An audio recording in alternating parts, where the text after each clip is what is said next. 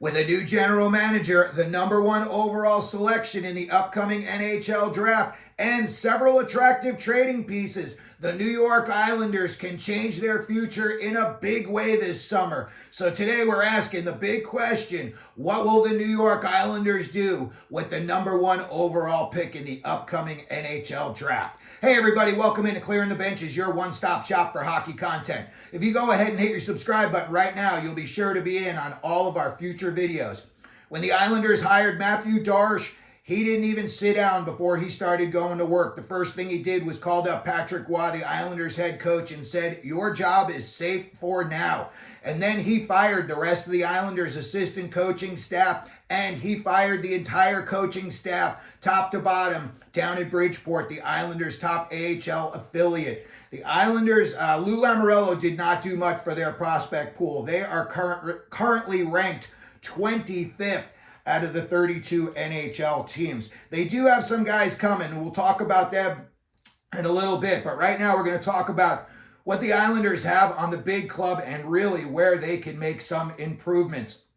Their biggest need, in my opinion, is scoring. Bo Horvat was your top scorer for the Islanders this year. He had 57 points. He's also 30 years old, so he's getting to an age now where he's going to start slowing down as opposed to speeding up. Next up, you had your left wing, Anders Lee, with 54 points. He's 34 years old. He's got a year left on his current contract. And then you've got a drop down 6 points to Kyle Palmieri, who they just re-signed for 2 more years. But he's 34 years old, 48 points. Not a whole lot to get excited about. It's not like all of a sudden he's going to become a 75-point scorer.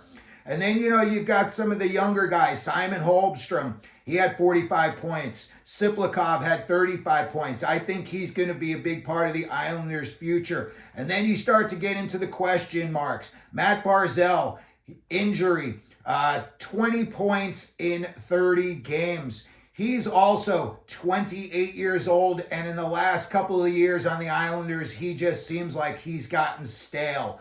If it were up to me, I would look to move him. Noah Dobson had a 31-point drop-off last year from 70 points to 39 points. He was also a minus 18.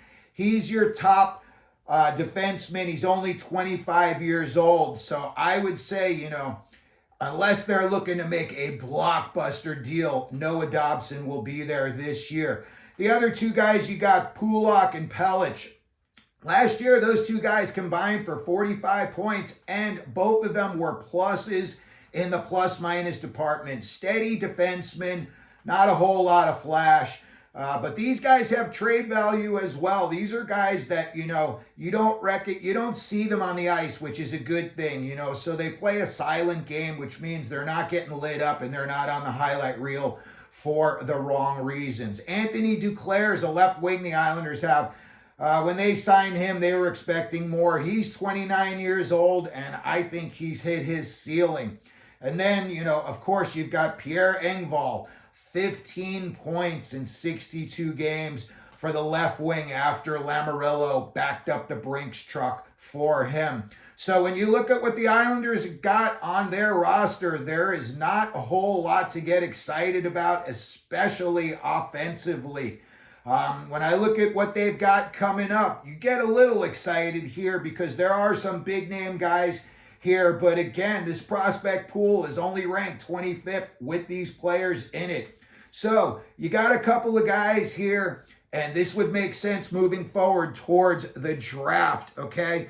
But you got two guys here already, Cole Yzerman and Callum Bednarik. Both of them are at Boston University right now. You got two guys that are playing together. So that could be, a good combination moving forward into the future. Just guys that are familiar with each other. Sometimes it just makes the guys feel more comfortable as kids coming into the league when you see a familiar face and it calms you down and you become a better player. Danny Nelson's going to be a good two-way player for the Islanders.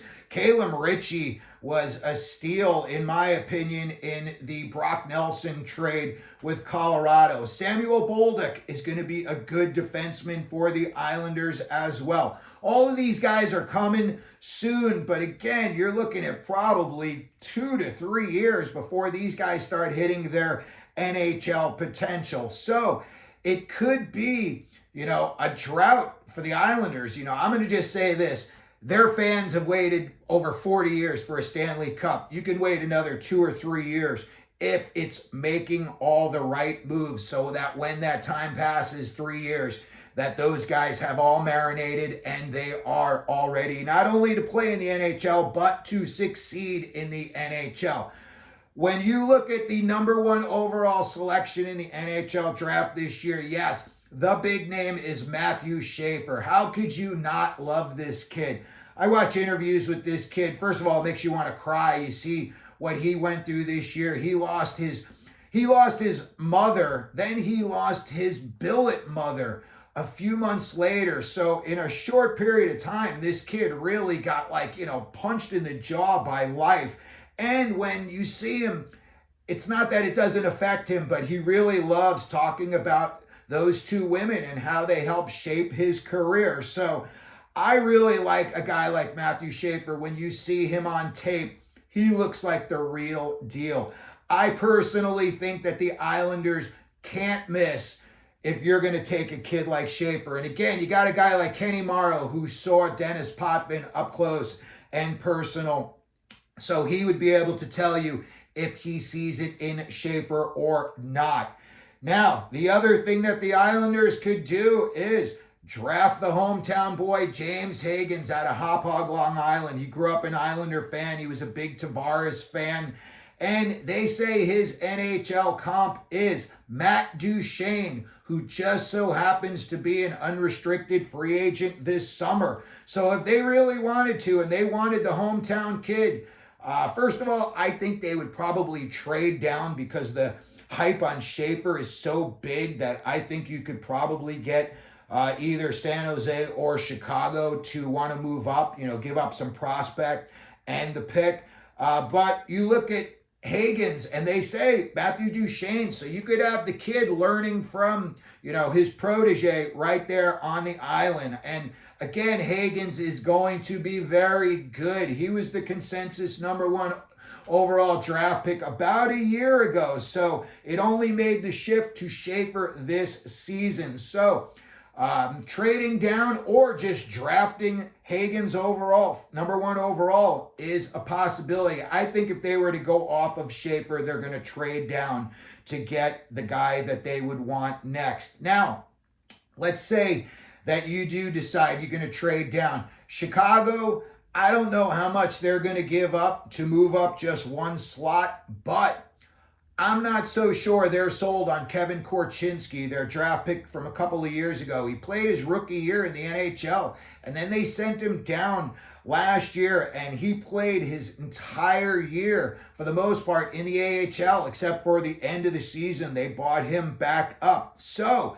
maybe you would see a team like Chicago, and they would say, hey, we'll swap picks with you and we'll throw in Kevin Korchinski to sweeten up the deal. If you were going to take Matthew Schaeffer, a defenseman, and now you get a guy like Korchinski, you can definitely draft a forward at that next pick. And again, there's other teams, the San Jose Sharks right there at number 2. And I think you've got a guy they would swap picks with. I'm not so sure they'd be in a hurry to give him up to sweeten the deal, but you've got William Eklund, and the Islanders need scoring. That kid would help jumpstart it. And especially if you were to move, you were to swap picks, and San Jose is going to get the number 1 pick, and let's say they get, Schaeffer. The Islanders, you're getting Eklund and possibly Michael Misa or, Hagens. One of those 2 guys is going to be there. So if the Islanders do move down, I think it's only going to be either with San Jose at 2 or Chicago at 3. And, again, they would have a backup plan. They're either going to take Hagens, and now you could have Hagens and possibly Korchinski, or maybe you would have Hagens and Eklund, Michael Misa and Eklund. You could have a good combination of some young players, and these would be positions of need for the Islanders.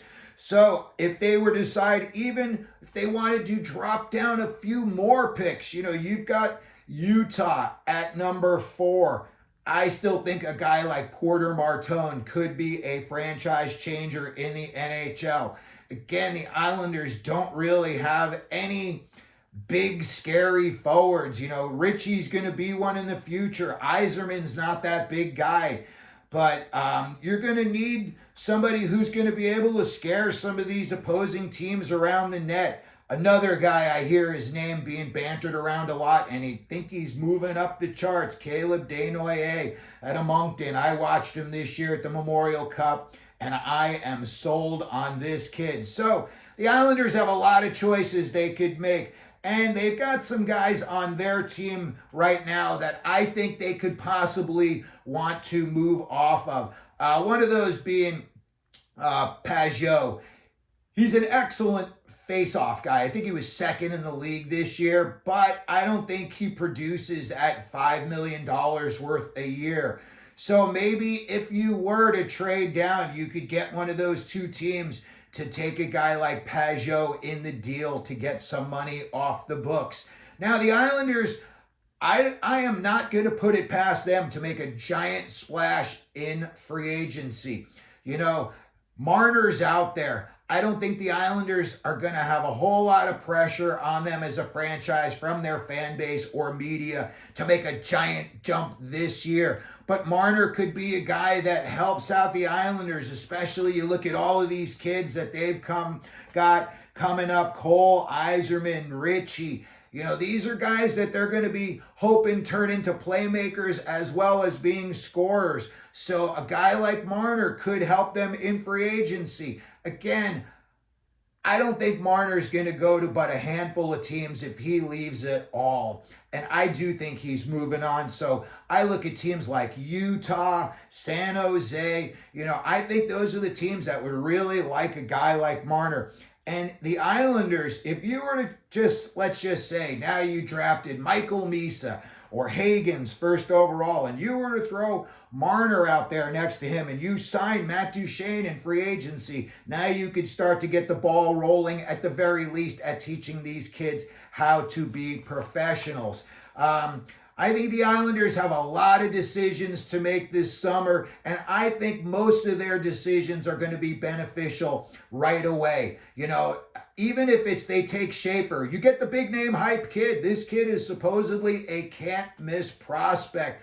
When you watch him, he looks the part. He looks as advertised. But again, you're telling the fan base, it's going to be a few more years. So if that's the case, maybe the Islanders do a little bit of wheeling and dealing before the draft, at the draft, in free agency to try to get them a jump start into their future. So that's going to do it for today's video. All of those choices are what the Islanders are looking at this summer at the draft and in free agency. Let me know what you think down in the comment section. Who you think the Islanders are going to take? You're going to keep the draft pick number 1? Are they going to move it down and try to get some assets with the draft pick in return? If you could, please hit your like button, your subscribe button, and as we always do here at Clearing the Benches, let them know you're out there.